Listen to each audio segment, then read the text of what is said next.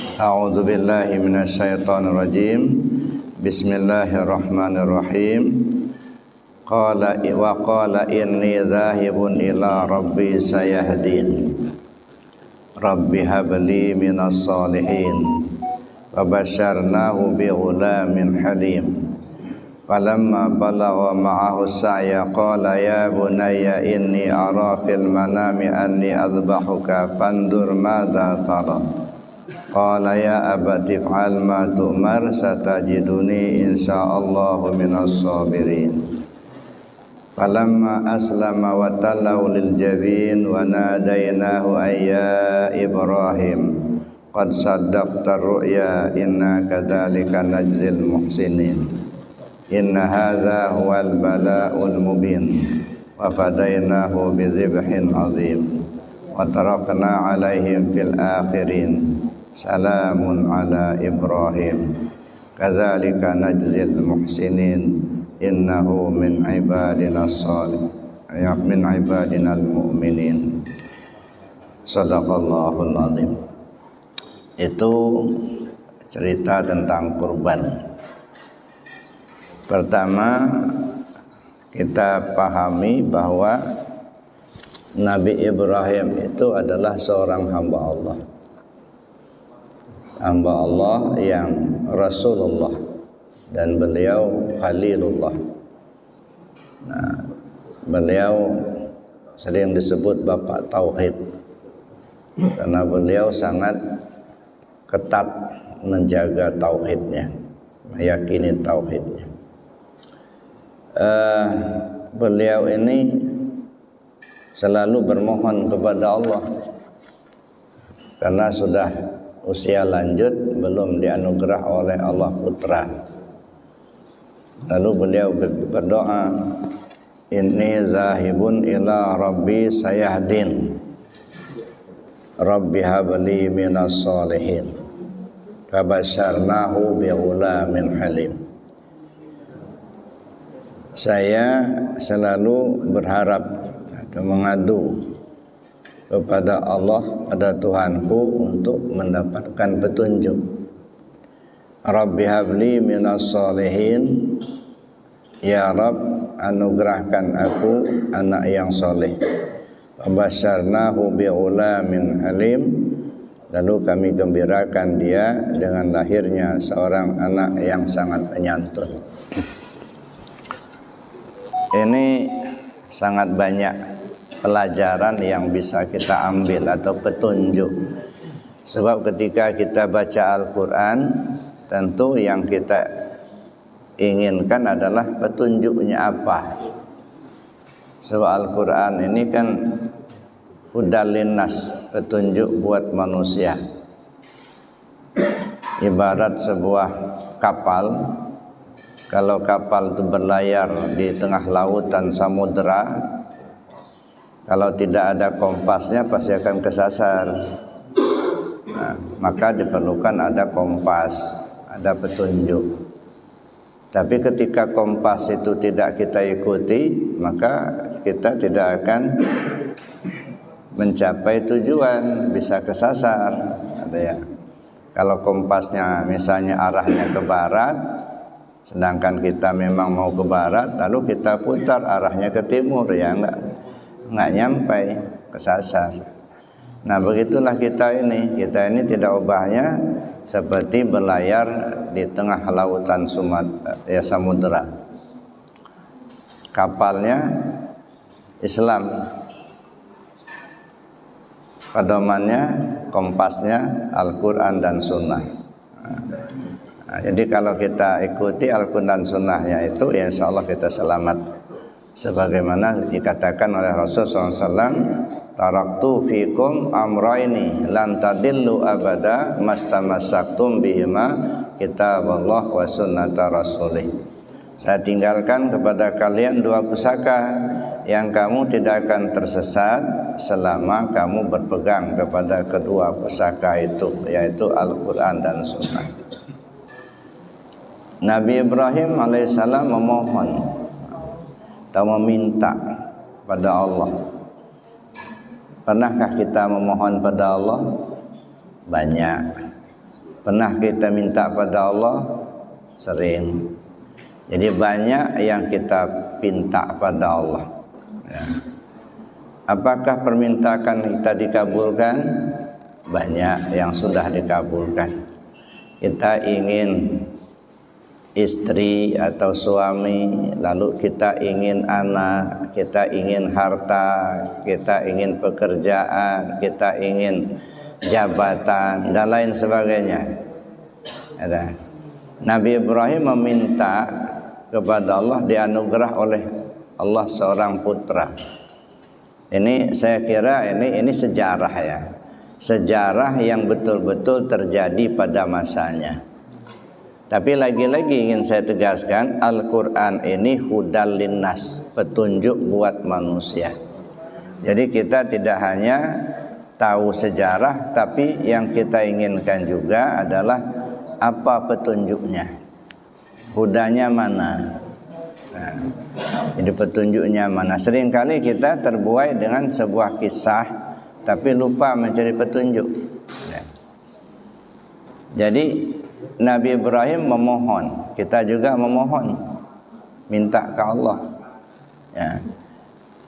Permohonan Nabi Ibrahim terkabul, lahirnya Ismail alaihissalam. Permohonan kita juga terkabul. Dulu kita masih bujang, kemudian kita punya istri, punya anak. Dulu kita tidak punya mobil, sekarang sudah punya mobil. Dulu nggak ada jabatan, sekarang ada jabatan. Itulah Ismail kita. Ya. Ismailnya Nabi Ibrahim ya betul-betul putranya Ismail alaihissalam. Tapi mana Ismail kita? Nah, itulah di antara Ismail kita. Nah, setelah dianugerah oleh Allah, anak ini lagi senang-senangnya, ya, lagi senang-senangnya memandang. Ya. Falamma balagha ma'ahu sa'ya, ketika anak itu telah sampai kepada usia bisa bersama-sama ayahnya, berlari-lari kecil di belakang ayah. Masya Allah, ini gambaran betapa senangnya seorang ayah yang sudah lama mendambakan seorang putra, lalu Allah anugerahkan seorang putra yang sangat penyantun, sangat hormat kepada orang tua. Nah, tapi ketika dia falamma balagha ma'ahu sa'ya qala ya bunayya inni ara fil manami anni azbahuka fandur madza tara. Nah, ketika anak ini sudah mencapai usia, ada yang mengatakan 5 tahun, ada yang mengatakan 7 tahun. Jadi artinya sudah pandai berlari-lari kecil bersama ayahnya. Artinya sedang senang-senangnya.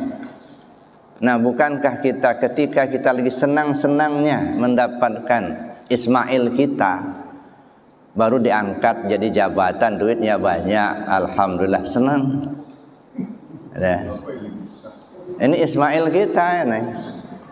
Ada. Lalu mengharapkan mendambakan sebuah mobil. Kalau dulu pakai sepeda, ingin pakai motor, dapat motor. Sudah dapat motor, doa lagi, minta ya Allah dapat mobil.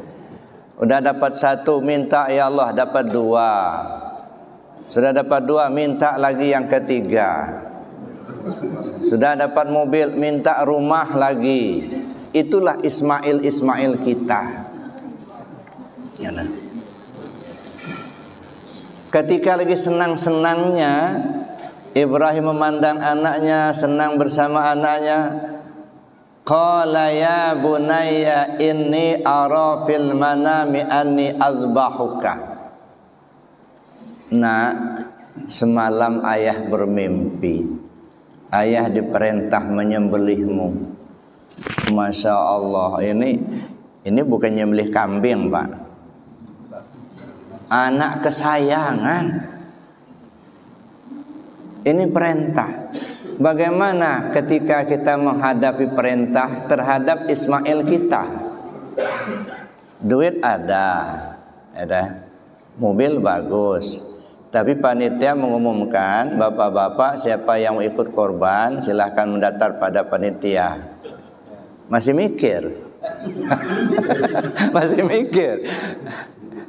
Ibrahim ingin nyembelih anak nih. Kita punya Ismail juga. Masya Allah. Masih mikir. Korban enggak? Itu kadang-kadang kotak berjalan juga. Ini Ismail ini mau disembelih ini. Masya Allah. Masih juga milih-milih itu. Nah, ini artinya kita lagi diuji. Mana yang akan kita dahulukan? Ibrahim pada saat itu dihadapkan dua pilihan.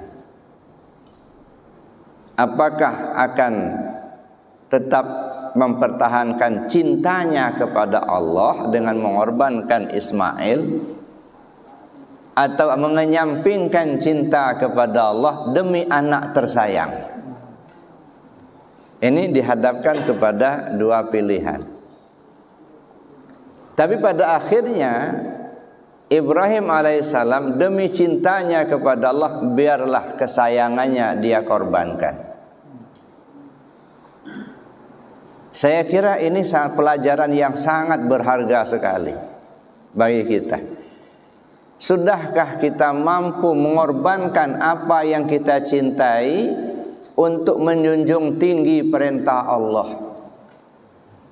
Waktu kita sangat berharga, Pak. Ini lagi meeting, ya. Sekarang azan tiba. Mau neruskan meeting atau mau sholat? Ini kita dihadapkan dengan persoalan yang seperti ini. Ya. Ini ada dana, ada uang kita, ada ya. Ada kebutuhan rumah tangga yang mungkin tidak terlalu mendesak lah. Ya, misalnya kita ada orang nawarkan mau beli tanah. Kita sudah punya rumah, mobil sudah ada. Tapi kita punya duit mau beli tanah. Sementara ada himbauan untuk berkorban. Mau pilih mana? Beli tanah atau beli kambing? Masya Allah. Nah ini kita dihadapkan kepada hal-hal yang seperti ini, yang kadang-kadang kita korbankan kepentingan, kecintaan kepada Allah demi untuk kecintaan kita kepada dunia. Nah ini, jadi kita mengorbankan Ismail kita. Jadi jangan kita hanya bercerita tentang pengorbanan Ibrahim terhadap putranya yang bernama Ismail. Ini kan katakanlah benar terjadi pada masa itu, tapi itu adalah merupakan sebuah simbol. Ismail itu adalah sebuah simbol bahwa ya Ibrahim begitu cintanya kepada anaknya, tetapi ketika dihadapkan dengan kecintaannya kepada Allah, beliau memilih cinta kepada Allah. Biarlah dikorbankan kesayangannya demi untuk cintanya kepada Allah. Mampukah kita mencontoh beliau seperti ini?